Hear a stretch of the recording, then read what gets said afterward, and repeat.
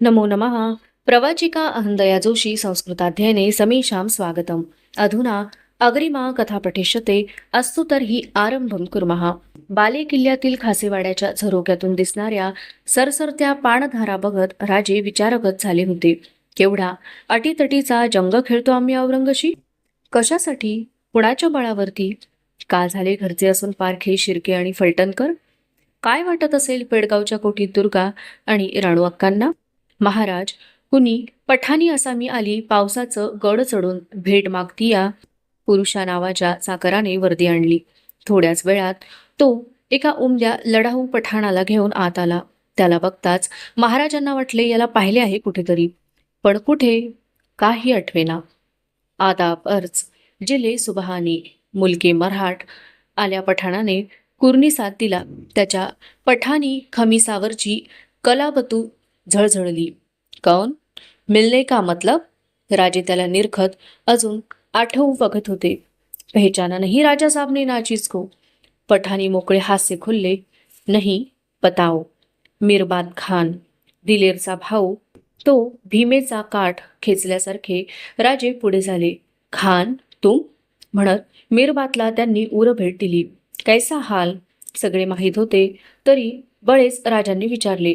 क्या बताना राजा साहब, वो क्या बादशाह है, शैतान है, संग दिल. हमारे भाईजान की जान ली उसने बेइज्जत करके. तंग आए उसके जुल्म से. बिरबात पिळवटून बोलला. खान, कळलंय आम्हा सगळं. तुम्ही 2 दिवस मनमोकळी विश्रांती घ्या गडावर. काही उडं पडायचं नाही तुम्हास. 2 दिन? इस बरसात में आए हैं हम. क्या मेहमानदारी के लिए राजा साहब? जिंदगी रखी है पैर पर राजा साहब के. कमरबंद खोलून मिरबातने आपली पठाणी तेगज गुडघा जमिनीवर टेकत छत्रपतींच्या पायांवर ठेवली. त्याची तेग त्याच्या हाती ठेवताना राजांच्या मनी विचार फिरून गेला. आम्ही दिलेरच्या गोटातून पन्हाळगडी परतलो तर लेकरा कुठं गेला होतास म्हणत आम्हाला मिठीत घ्यायला आबासाहेब तरी होते. यास कोण? राजांनी मिरबातला पदरी ठेवून घेतले. कोकणातून आलेला अकबराचा खलिता घेऊन पेशवे भेटीला आले. राजांच्या हाती श्रीसखी नुकत्याच देऊन गेलेल्या वाफरल्या हुलग्याच्या माडग्याचा कटोरा होता. शहजादे म्हणतात फिरंग्यांना तहाची कागदपत्रे लवकर पाठवावी. पेशव्यांनी अकबराचा तपशील समोर ठेवला. आणिक काही? जी ते म्हणतात निळोपंत साचरले.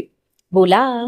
राजांना शंका आली की आणखी काही मागणी आहे की काय शहजाद्यांची? जी शहजादे म्हणतात कुलेश सच्चे इमानदार चाकर आहेत राजांचे. अल्ला न करावं आणि कोण्या पाप्याची बदनजर ना पडावी त्यांच्यावर. खरे तर निळोपंतांना अकबरकृत कुलेशांची ही तारीफ मनोमन आवडली नव्हती. एवढंच? राजांनी छातीवरची कवड्यांची माळ वर खाली होईल असा दीर्घ उसासा टाकला. त्यांच्याबद्दल बोलणे चालले होते ते कुलेशच आले. त्यांना बघून रिवाज देत निळोपंत निघून गेले. इस कठिन समय को साथ देने के लिए लिखा है हमने सब जमीनदारों को स्वामी.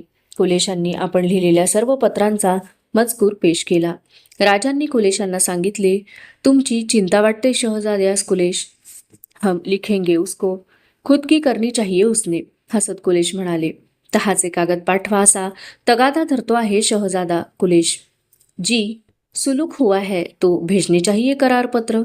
तुर्तास फिरंग्यांशी चालली तळ व वर कोकणची लढाई तहकूब करावी म्हणतो आम्ही. अच्छा होगा वह. कुलेशांनी दुजोरा दिला. चला सदरी जाऊ कवीजी. राजांनी कुलेशांसह सिंहासन सदर जवळ केली. महाराज, परतताना सुद्धा औरंगनं माणूस फोडीचा तडाखा दिलाय, खंडोजी चिंतेने म्हणाले. कोण चिटणीस? नायब शाहकुली खंडोजी, रंभाशंकराजी अशा फितल्या माणसांना मनसबी दिल्या आहेत नगरकोटात बादशहानं. ते ऐकताना सचिंत झालेले राजे सदरेच्या झरोक्याशी आले.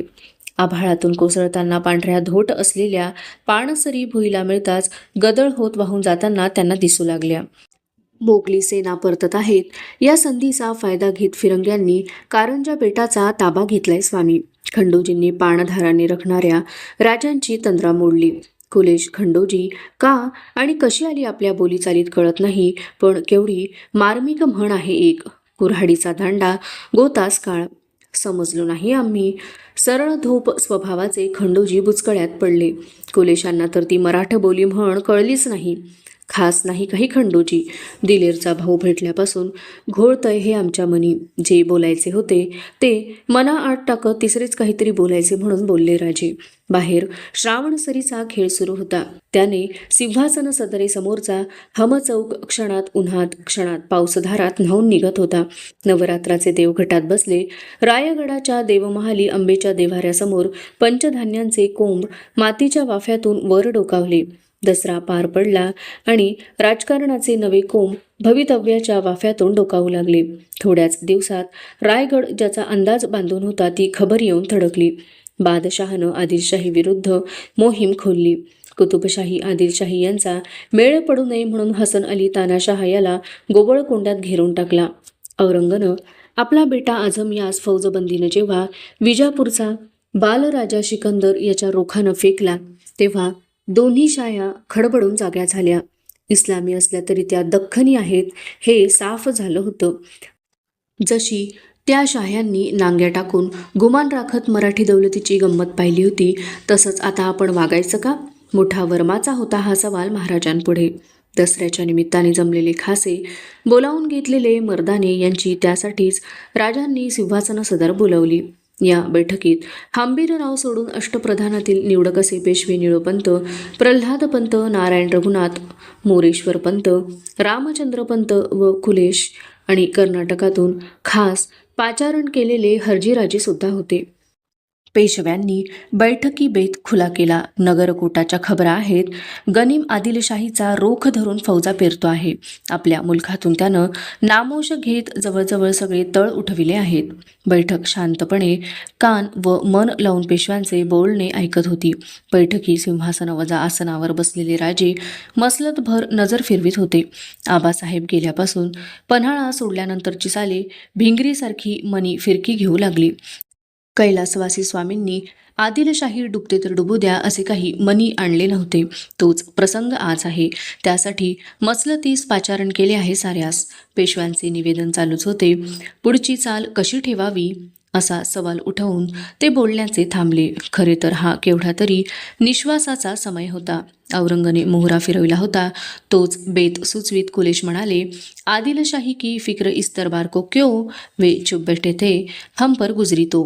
छंदोगामात्य म्हणतात ते रास्त आहे. कर्नाटकात होतो आम्ही तरी हर रोज इकडच्या खबरीसाठी जीव टांगणीला पडायचा आमचा. त्यासाठीच रघुनाथ पंतांना धाडलं होतं आम्ही. राजांशेजारी बसलेले हर्जीराजे त्यांना दुजोरा देत म्हणाले, आम्हाला वाटतं आता फितवेखोऱ्यांची कसून शहानिशा व्हावी. पुढील काळात तरी धोका राहायचा नाही. त्यामुळे एवढा वेळ गप्प असलेले प्रल्हादपंत बोलले, थोरल्या स्वामींची पायवाट धरत आदिलशाहीला जमेल तेवढी कुमक करावी. जुनी आहे ती शाही चिवट झुंजेल बादशहाशी. शिवाय सर्जा खानासारखे मातब्बर आहेत त्या दरबारात. आपल्या सरलष्करांची बाहेरून जोड घेत ते झुंजत ठेवतील. औरंग निळोपंत वर्माचे बोलले. मसलतकऱ्यांचे मनोगत महाराज शांतपणे ऐकत होते. राजमनाच्या कसावर ते पारखून घेत होते. त्यांच्या मनात उलटसुलट विचारांची पाठशिवण पडली होती. आबासाहेबांनी या श्रींच्या राज्याची मुहूर्तमेढ आदिलशाही तोडूनच केली होती. मिर्झा राजे संगती तर त्यांना नाईलाजाने विजापुरावर चालून जावे लागले होते. एवढे असले तरी सुरते पावे तो दौडणाऱ्या त्यांनी कधी विजापुरावर आपणहून चाल घेतली नव्हती. पन्हाळ्यावरच्या अखेरच्या भेटीत तर ते आम्हास वारंवार म्हणाले, आज ना उद्या औरंग दौलतीवर उतरणार, त्याची फिकीर करा. आता मसलतीच्या साऱ्या नजरा राजांच्यावर एकवटल्या. आम्हास पेशव्यांची मसलत पटते. या समयी आदिलशाही वाऱ्यावर सोडून नाही चालणार. तिला पाठबळ देत झुंजवलं पाहिजे औरंगशी. आम्ही त्यासाठीच सरलष्करांना धाडलं आहे. सिकंदर शहानं आगवानीही केली आहे त्याची. औरंग केव्हा फिरेल दौलतीवर त्याचा नेम नाही. तो गुंतून पडणेच लागी आहे. महाराज समोर दिसणारी पूर्व क्षितिजकड नजरेत पकडत निर्धारी बोलले, हरजी तुम्ही कर्नाटक रोखून आहात. इकडं सुद्धा घुसतील मोगली फौजा. हरजींच्याकडे वळून राजे केवढे तरी टोकाचे बोलले, जी मोगली असूनही ज्या शाहीवर औरंगनं आज हत्यार धरलं तो उद्या कुतुबशाही कर्नाटक दख्खनच धरेल पटाखाली हे आम्ही जाणतो. त्यासाठीच कर्नाटक कसा नेटाबळानं ठेवलाय आम्ही, हे नजरेखाली घालायला यावं एकदा महाराजांनी कर्नाटकात. हरजी धीराचे बोलले. औरंग परतला म्हणून संकट टळलं असं न मानता नवी संचणी करून जागोजागच्या बाक्यांनी गडकोट जय्यत तयार ठेवून सावध असावे असा निर्णय करून मसलत उठली. पेशवे निळोपंत चिंताक्रांत चर्येने खाशांच्या भेटीस आले. बराच वेळ ते काही बोलेनात. जे असेल ते बोला निळोपंत, काही सुद्धा ऐकण्याची सवय झाली आहे आम्हास. आणखी कोण कोण फिरले सांगा. खासेवाड्याच्या बैठकी दालनभर शांत फिरत राहिले महाराज. जागजागी उभ्या पहारेकऱ्यांनीही नावे ऐकण्यासाठी न कळत कान टवकारले. फितव्याच्या बाबी ऐकण्याची आम्हालाही सवय झाली आहे स्वामी, पण आम्ही बोलणार आहोत ती बाबत फितव्याची नाही. पंतांनी हाती धरले उपरणे भावावेगाने सुरगळले. मतलब? राजांचा पायफेर गपकन थांबला. ते पेशव्यांच्या समोर येत त्यांच्या डोळ्यात खोलवर बघत राहिले. गंभीर आहे ही बाबत महाराज, कटावाची. पेशव्यांनी आपलीच गर्दन खाली टाकली. पाठीवर पाल पडल्यासारखेच वाटले ते ऐकताना महाराजांना. ताणल्या डोळ्यांनी सुन्न होत ते समोरचे न उकळणारे शून्यच बघत राहिले. मग एकदम कडाडलेच. काय बोलता काय पेशवे? औरंग फिरंगी हबशी टोपीकर कुणास कमी वाटले. कशासाठी आणि कुणी केला कटाव? महाराज, शरम वाटते, पण नको ती माणसं आहेत त्या कटावात. आपले मानाजी मोरे, राहूजी सोमनाथ, गंगाधरपंत, वासुदेवपंत. बस पेशवे, ऐकवत नाही. उभे महाराज आधारासाठी म्हणून बैठकीवर जाऊन बसले. महाराज फिरंगाणाच्या मोहिमेत गुंतल्यानं पाहून मागे राहिलेल्या या इमानदारांनी नको तशी डोकी चालवली. पेशवे सांगताना व्याकुळ झाले. कशासाठी? काय मनसुब्यानं? महाराज आता सुमार शांतपणे ऐकू लागले. हा तिसरा कटाव होता. रामराजांना गादीवर बसवून आपल्या हाती कारभार घ्यावा असा बेत आहे या मंडळींचा. पुरी शहानिशा केली आम्ही. यामागे कोणीतरी बडी आसामी असावी अशी पक्की खात्री आहे आमची, पण ती कोण याचा तलाश नाही लागत अद्याप. निळोपंत, तुम्ही जा आणि असतील तसे घेऊन या रामराजास आमच्या सामने. आपल्याशीच बोलावे तसे बोलले महाराज. जी आज्ञा म्हणत निळोपंत गेले. मानाजी मोरे रामसेज बागलाण भागात दौलतीसाठी तळहाती शिर घेऊन घोडा फेकणारे कसे पडले या नको त्या समयास या भरीला. राहूजी केवढे वयस्क, आम्ही त्यांनी गिळंकृत केलेले चिपळूणचे कुलकर्ण ज्याचे त्यास दिले याचा तर सल नसेल त्यांना. राजमन स्वतःशी जणू बोलत होते. निळोपंत येसाजी दाभाड्यांसह रामराजांना घेऊन आले. ऐनभरीच्या तोंडावर आलेले रामराजे गोरेपान पण नाजूक दिसत होते. नुकतीच ओठांवर लव फिरली होती. त्यांच्या पुढे होत मुजरा करून बघणाऱ्या रामराजांना हाताला धरून महाराजांनी स्वतःबरोबर चालवीत आपल्या शेजारी बसवून घेतले. तारा उंची चौकशी करून राजांनी रामराजांना कुणालाही जाणवावे अशा हल्लक आवाजात विचारले. रामराजे, आम्ही एक विचारू? शांतपणे बोलाल आमच्याशी? जी दादा महाराजांना असं का वाटावं आज? आम्ही जाणतो दौलत चौतर्फेनं संकटात आहे. जशी हरजीराजांना दिली तशी काही कामगिरी द्यावी आम्हास. लहान नाही आम्ही आता. रामराजांच्या बोलण्यात बरीचशी झाक त्यांच्या मातोश्रींची उतरली होती. चेहरा आणि बोलणे मात्र निरागस होते. देऊ, समय येताच तुम्हासही साजेशी कामगिरी देऊ आम्ही. आम्ही नाही दिली तर जगदंब देईल. रामराजांना कटावाची सुतराम कल्पना नाही याची खातर झाली होती. काही क्षण स्वतःशीच झगडले महाराज. येसाजी आमच्या रामराजांना घेऊन जा. तुम्हावर फार जोखीम आहे यांची. आमची काही माणसं तुमच्या जोडीला राहतील आता. येसाजी दाभाड्यांना राजाज्ञा मिळाली. ते रामराजांसह निघून जातात. निळोपंतांना आज्ञा झाली. पेशवे, मानाची राहूजी सारे कटाववाले दिसतील तेथे दस्त करण्याची आज्ञापत्र द्या. कटावाची सूत्रधार बडी आसामी कोण याचा सावधपणे शोध घ्या. राजांचे मन गलबलले. कडाक्याच्या थंडीचा हंगाम सुरू झाला. फोंडा, भीमगड, मर्दनगड या भागात बैठका घेऊन अकबर व कुलेश यांनी फिरंग्यांशी सुलूक पक्का केला. तहात अनेक अटी होत्या. फिरंग्यांनी मोगली जहाजांना आपल्या बंदरातून जाण्याची परवानगी देऊ नये. दोन्ही दरबारांनी आपल्या कोठीतील कैदी मुक्त करावे. परस्परांच्या मुलखात व्यापारास मोकळीक असावी. फिरंगी मुलखाच्या तोंडावर राजांनी गडकोट बांधू नयेत, अशा मुख्य अटी होत्या. मर्दनगडावर तहाची आखरी बोलणी झाली. राजांनी तहाच्या कागदपत्रावर शिक्के मोर्तब करण्यासाठी अकबर, राय किरणसिंह, महादजी नाईक यांना पणजीला पाठवले. तह पक्का झाला. शहजादा अकबर संगती फिरंगी विजरईने राजांना नरमाईचा खलिता धाडला. त्यात लिहिले होते, राजांनी सुलुखाची कलमे पाळावीत. आम्ही ती काटेकोरपणे पाळू. दोन्ही दरबारात खुला व्यापार व मुख्य म्हणजे शांतता राहावी. फोंड्यावर अचानक चालून येणारा विजरईच ते लिहित होता. तह पाळावा म्हणून वसईतील आपल्या फौजा राजांनी काढून घेतल्या. वसईकरांमागचा मावळ्यांचा ससेमिरा उठला. पण रोगराईचा सुरू झाला.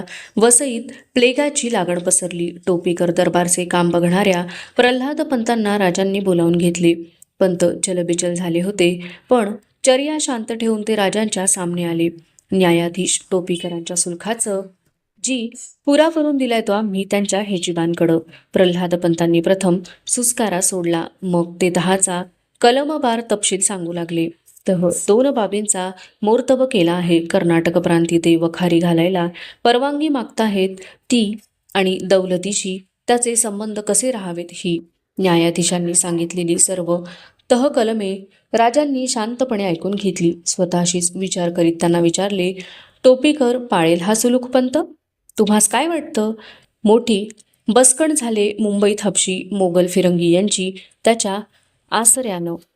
जी कलमातच मान्य केले टोपीकर विजरी की तह बरं कलम पाळू असं. शिवाय बोलवा आहे विजरी केजविन मायदेशी आपल्या राजाला ही तहाची प्रत समक्ष दाखवायलाच निघाल्याची. कोणी ग्रांथम साहेब सुरतेहून त्याच्या जागी आल्याचंही कळतं. राजे टोपीकरांच्या विचारात तसेच प्रल्हाद पंतांसमोर आले. पंतांच्या छातीवर सरकलेले उपरणे नाकळलसे थरकले.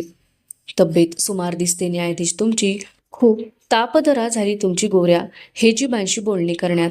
बराच वेळ बोलताना चलबिचल झालेल्या पंतांना राजांनी घरोब्याने विचारले.